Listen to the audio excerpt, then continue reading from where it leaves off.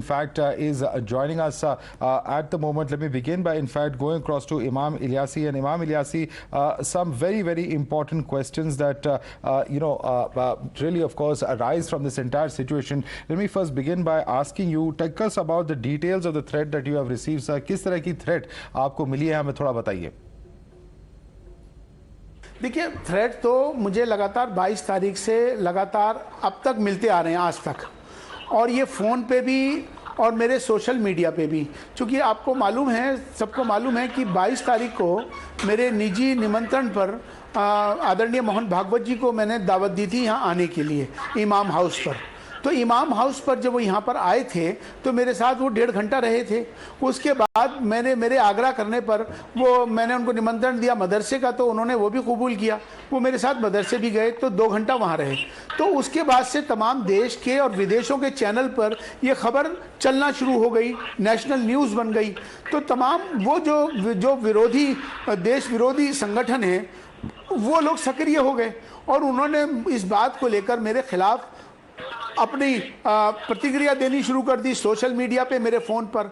तो मैंने चूंकि मदरसे में जब उनको संबोधित कर रहा था तो मैंने उनसे सिर्फ इतना कहा था कि हमारे राष्ट्रपिता, तो इस बात पे मोहन भागवत जी ने भी बाकायदा ये कहा कि नहीं हम राष्ट्र की संतान हैं। तो नहीं, मैंने कहा कि ये मेरा भाव है और मैं आपसे भी कह रहा हूं कि ये मेरा अपना जाती भाव है। मैंने महात्मा गांधी जी से उनको कंपेयर नहीं किया है और ना ही मैं किसी से किसी को कंपेयर करना चाहिए। महात्मा गांधी राष्ट्रपिता हैं, उन्होंने जो देश के लिए जो किया बहुत अच्छा है। तो इलियासी जी, ये बताइए कारण क्या है? आप क्या मानते हैं कि कारण क्या है इस तरह की जो मानसिकता जो अभी भी प्रिवेल करती है एक सर्टेन सेक्शन के अंदर? अगर आरएसएस से एंगेज करे तो उसका मतलब आप किसी तरह की ट्रेचरी कर रहे हैं। वही तो कह रहा हूं कि 70 सालों से हमें यही तो डराया गया कि भाई आरएसएस की परछाई से भी दूर रहना है। आज क्या हुआ कि अब ये बदलते भारत की तस्वीर है। आज का जो भारत है नवीन भारत है, आज का जो भारत है उत्तम भारत है। इस बदलते भारत की तस्वीर है कि 22 तारीख को मोहन भागवत जी हम इमाम हाउस में आते हैं, मस्जिद में आते हैं, मदरसे में आते हैं, तो ये उन लोगों को पसंद कहाँ होगा? क्योंकि जो 70 सालों से हमें यही कहते आ रहे हैं कि आरएसएस तुम्हारी दुश्मन है। जब हम आपस में संवाद करेंगे, जब डायलॉग करेंगे, जब हम आपस में बैठेंगे तो तभी तो गलतफहमी दूर होगी। अगर तभी तो हम एक दूसरे के नजदीक आएंगे। बहुत से गलतफहमियां हैं जो दूर हो जाएंगी, बहुत मिसअंडरस्टैंडिंग है जो खत्म हो जाएंगी। जी, मैं साथ ही साथ ये पूछना चाहूंगा कि आपने कहा कि किस तरह जो इमाम काउंसिल थी जो पीएफआई ने सेटअप की थी उसका तो अब बैन हुआ है और आपने इस बैन का सपोर्ट भी किया है, पीएफआई पे जो बैन हुई है, और साथ में इसकी जो मेंबरशिप है 1.5 लाख की है ये कहा जा रहा है। तो आप कैसे बताएंगे कि इस तरह की एंटिटीज को ऐसे सपोर्ट कैसे मिल रहा है इस वक्त?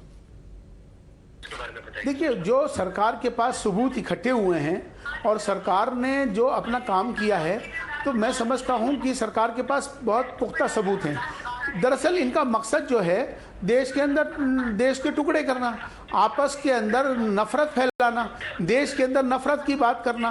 तो जब देश में नफरत की बात होगी, देश को नुकसान पहुंचाएगा, आपसी भाईचारा तोड़ेंगे, तो ये इससे तो नुकसान होगा ना।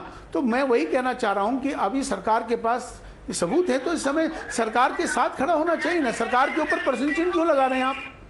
हमने साथ ही साथ देखा किस तरह से अटैक्स हुए हैं मुसलमानों पे उत्तर प्रदेश में जिन्होंने बीजेपी पे वोट किया था, और विद इन द कम्युनिटी और लोगों के द्वारा किए गए थे ये अटैक्स। आप क्या मानते हैं कि इस तरह की जो डिवाइड है इसे कैसे सुलझाया जा सकता है?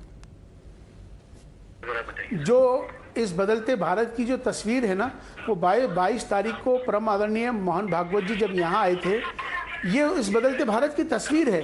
क्योंकि जब हम एक दूसरे के नज़दीक आते हैं, एक दूसरे से मिलते हैं, तो तभी तो दूरियां ख़त्म होती हैं, जब भी तो एक दूसरे का पता चलता है। तो मुझे लगता है कि इसका अभी इस प्रयास को इसको मुझे लगता है कि तमाम, चूँकि जब ये आए थे और हुआ था, मेजॉरिटी अच्छे लोगों की है। मुझे बहुत लोगों ने अप्रिशिएट किया कि इमाम साहब ये बहुत अच्छा कदम है। मेरी कम्युनिटी के लोगों ने, पढ़े लिखे लोगों ने, उनका ये अच्छा कदम है जिससे कि आपस में देश के अंदर हम सब मिलके रहें। ये इस पैगाम को लोगों ने बहुत अच्छा माना।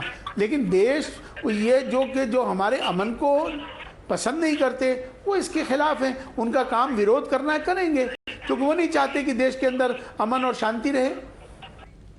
हमारे साथ जुड़ने के लिए बहुत बहुत धन्यवाद इमाम उमर इलियासी जी। आपके साथ हम लगातार इस पूरे मामले पे आगे भी बात करते रहेंगे। For the moment I like to thank you so much for joining us and sharing with us your perspective. We going to slip into a very quick break. More news and updates coming up on the other side.